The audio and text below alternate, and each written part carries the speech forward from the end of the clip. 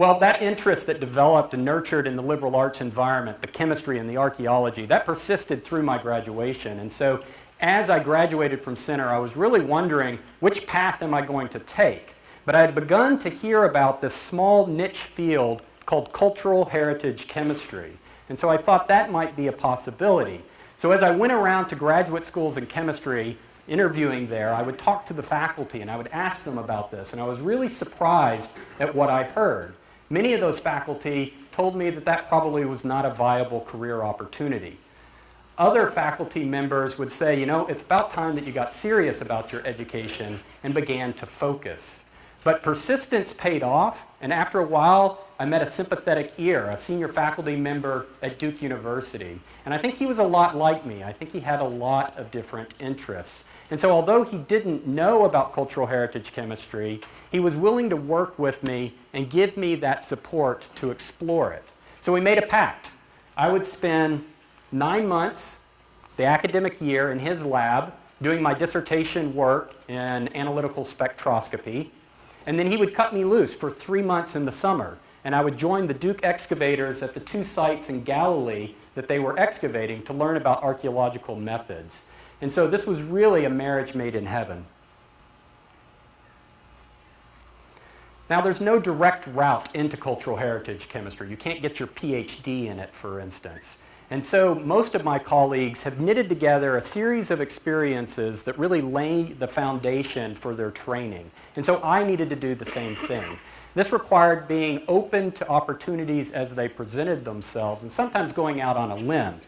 So my first chance was through a Marshall Sherfield postdoctoral fellowship. I ended up in London, at University College London. But I spent most of my time actually at the British Library in a makeshift lab at the back of the library, looking at illuminated manuscripts and studying the miniature paintings that decorate Gutenberg Bibles. And so from there, I then landed out on Long Island at a particle accelerator facility, the National Synchrotron Light Source. So this is one of those government-funded billion-dollar light bulbs that provides that unique radiation that scientists need to do their most challenging experiments. And this was really, as a scientist, really intriguing, but after a while I realized that it lacked that culture aspect that I longed for. So I left the National Synchrotron Light Source and ended up at the National Gallery of Art. Again, switching gears entirely. Instead of studying ancient materials, I was focusing on the most modern artist materials, the synthetic plastics and polymer paints that make up our contemporary artworks. After 2 years there, I finally got my first bona fide job as a cultural heritage chemist, as a conservation scientist. I was professor at the State University of New York in the Graduate Art Conservation Training Program. So this is one of only 3 places in the US that train graduate level conservators. And so this long, circuitous path, I think there may be a little nugget in there, and it probably has something to do with persistence and not taking no for an answer and following your passions. But the story doesn't end there, because in 2009, I heard that the Indianapolis Museum of Art had gotten a large grant. About $3 million was given to the museum to raise the level of science and technology that was applied across that institution to study and preserve its collection. Now, faced with the opportunity to build a lab from the ground up, devise my own research program, I jumped at that opportunity and moved to Indianapolis. So when I arrived in Indianapolis in January of 2010, I was greeted with this relatively bleak landscape. It's a 3,000 square foot white office box that was supposed to be the home of the new laboratory. Now, I'm not one of those people that really felt comfortable in the whitewashed, sterile environment of most science facilities. So over the course of a year, we transformed that space into this.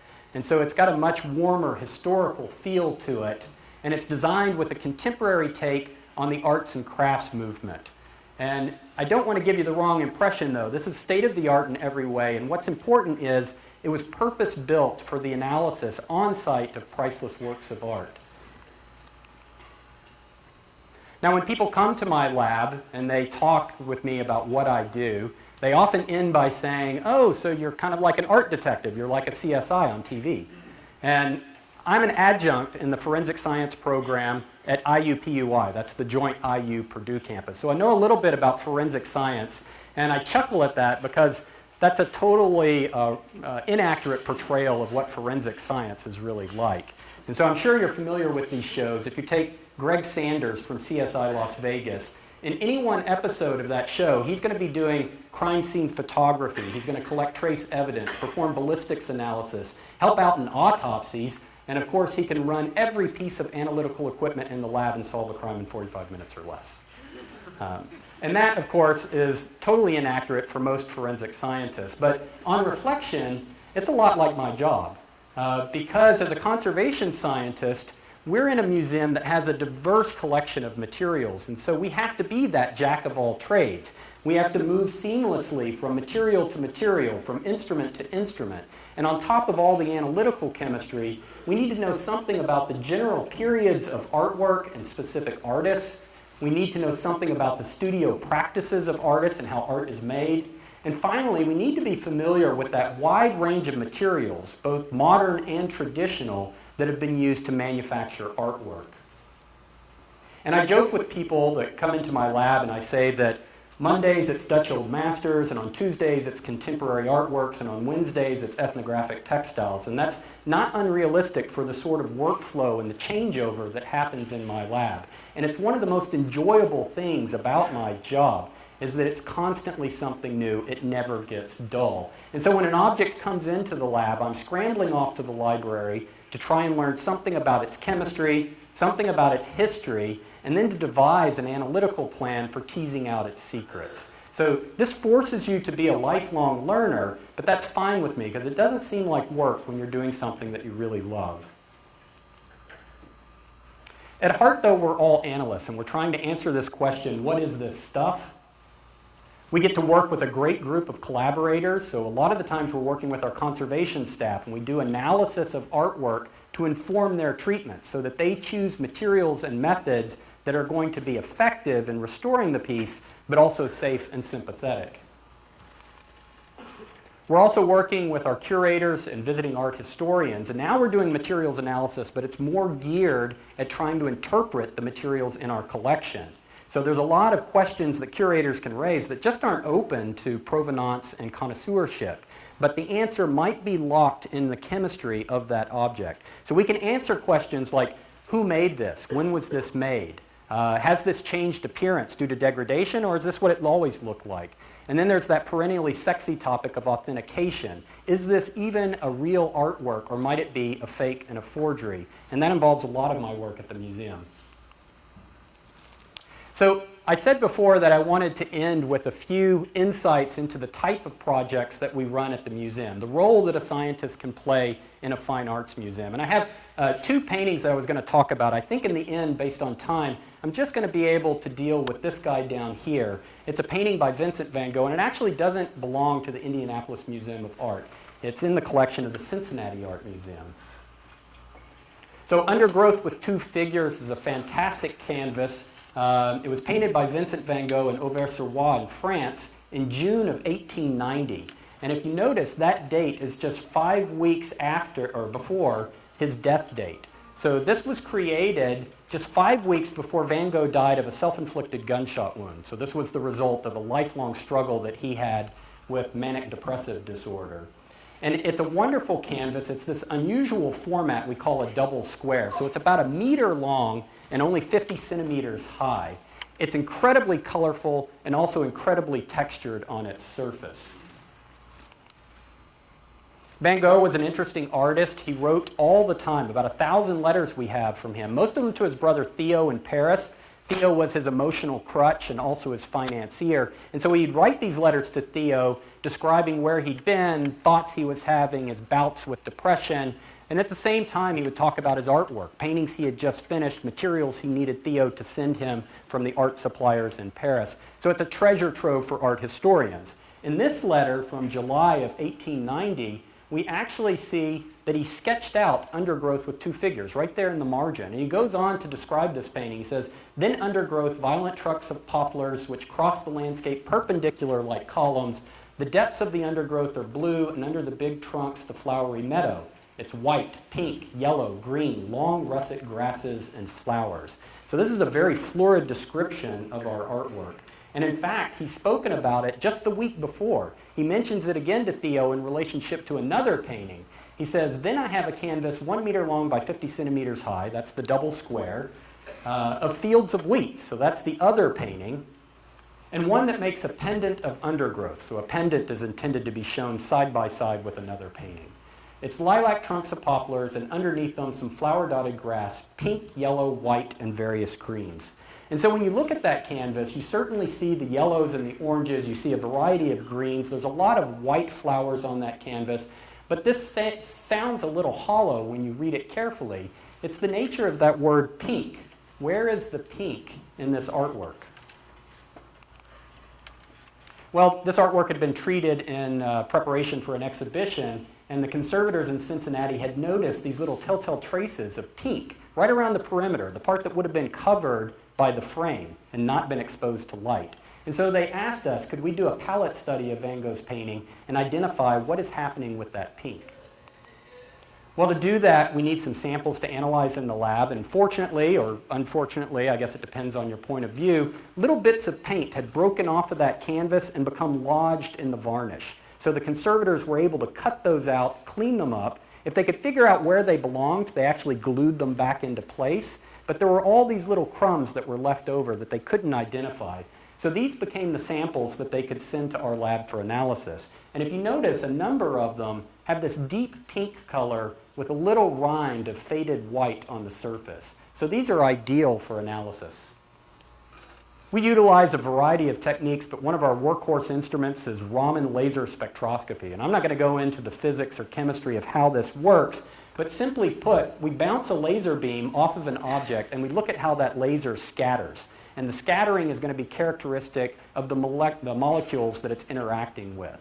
And so we can do this whole on paintings, or we can look at little paint chips, and we generate these scattering curves that are like fingerprints. They're unique. We can run them through a computer database and identify the best hits. In this case, the best hit is this guy at the top, Eosine Y, which was a synthetic organic dye. And it would have been a super new material in Van Gogh's time, freshly discovered.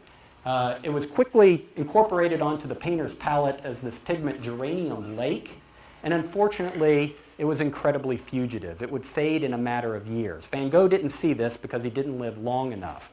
But what's also interesting is we know from his letters, he asked his brother over and over to send tubes of this paint.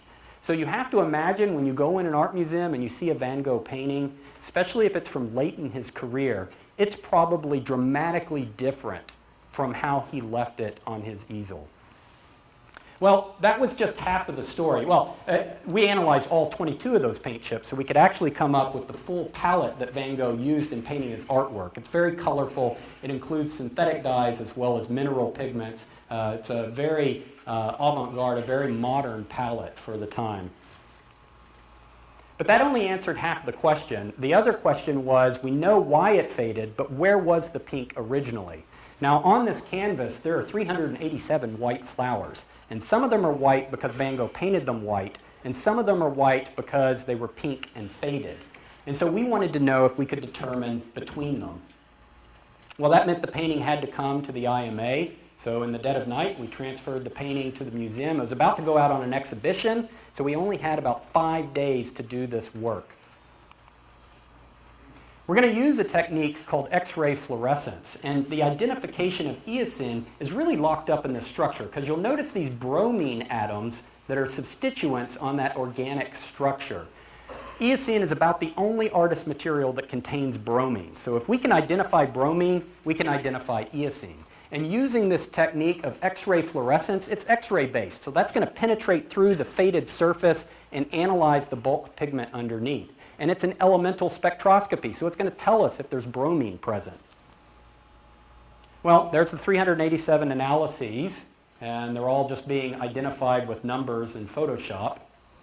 And after doing the analysis, we concluded that around 38% of those used to be pink. And we could use Photoshop and go in and actually virtually restore the painting by adding the pink color back in. And the pink flowers tend to cluster in little clouds, the way that you would expect naturally if one flower was seeding the area around it. Well, I think I'm going to have to stop there. I was going to talk about this picture, but I don't think we have time. So I'm going to flash through to the end. You'll see some of my slides zip through.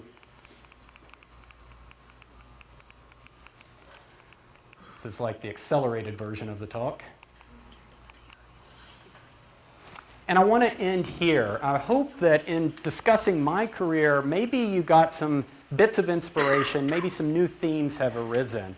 I certainly owe a big debt of gratitude to Apollo High School and the many teachers and administrators that really laid for my career at the interface of the arts and the sciences. And of course, I want to thank you for your attention this morning and the opportunity to share this with you. So thank you very much.